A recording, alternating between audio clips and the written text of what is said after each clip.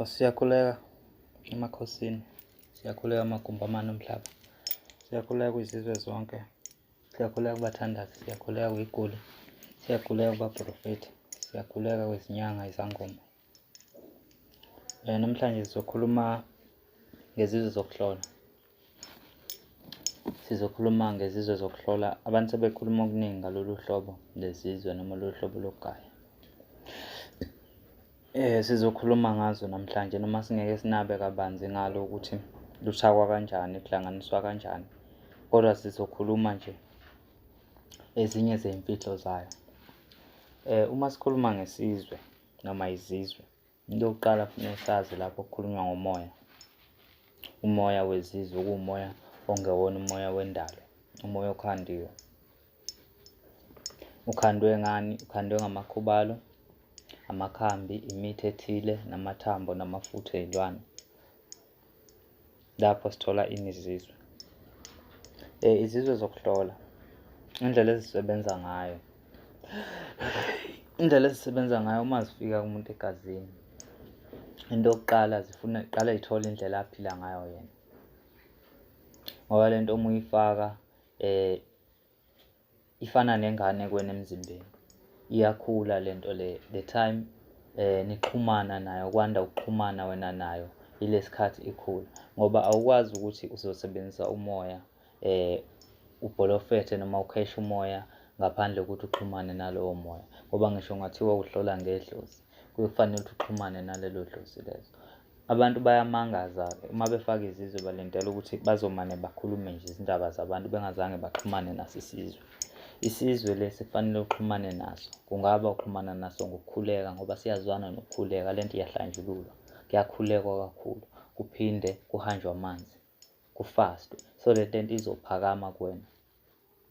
Yebo yona iyaphakama kodwa isuke bese incipha amandla uma kuya ngokuthi awuyilokhuzeli, awukhuleki, awuphahli, awufasti. So izizwe bakwethu indlela ezisebenza ngayo ziba yidlozi kuwena. Zisebenza sadlozi kanje ngoba ziyakwazi ukuphakama zizodwa zikhulume. Zisho into ngomjalo bayo. Izizwe zokuhlola zikhuluma emfihlakalweni bakwethu. Abantu bavele balindele ukuzwa amazwi emadlebeni abo. No. Ihaba lelo bafowethu. Ukusebenzisa izizwe kufanele ukwazi ukulalela umoya. Uma ukwazi ukulalela umoya, definitely sure uzozwa izizwe mazikhuluma ngoba azihlali zingakhuluma ukuthi zigaywe kahle zavuswa kahle. Le nto ifika kuwena njengemicabango. Umcabango kodwa onamandla, intense. In such a way that ukuthi uyezwa ukuthi le nto le it's like akumina uyicabangayo, khona la iqhamuka khona. Le nto ifuna ukuthi uyibuze imibuzo ukuze ikwazi ukuthi ikunike i-confirmation yaleyo nkulumo ekulethele yona ngaleso sikhathi.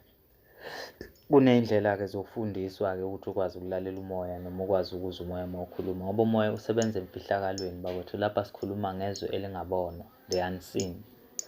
So ukwazi wena ukulindela ukuthi uzozwa nje izinto ziziqhamukela noma yikuphi. No, le nto isebenza emfihlakalweni ngokujula. Zikhona izizwe ezikwazi ukudlova zenze le nto eziyenzayo, kodwa lolo izinga elithile lezizwe. Kodwa uma ngabe ufake nje isive sokuthi wena ufuna ukulalela ukubhorofetha nje kahle ngendlela ejwayelekile, okuyizizwe eziwu-level 1 lezi esikhuluma ngazo ngoba angifuni ukujula kakhulu, okuyizizwe nje ezinormal.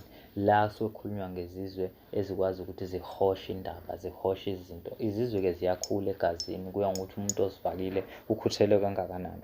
Ziyakwazi ukuthi zikhiphe ikhambi zilaphe izizwe, ziyakwenza lokho. Izizwe ziyakwazi ukukutshela uma kuzoba nengozi. Izizwe ziyakwazi ukukutshela uma ukhona okungahambi kahle. Izizwe ziba yinto egadile. Ngoba ngisho kungezokuhlola kodwa ngokuthi sekuwumoya othile, le nto iyakwazi ukuthi kuphinde ikuvikele, iphinde ikuvulele nenhlahla, idonse ezinye zezinto ezukuphila kwena. Izizwe bakwethu, bathi abantu ziyingozi.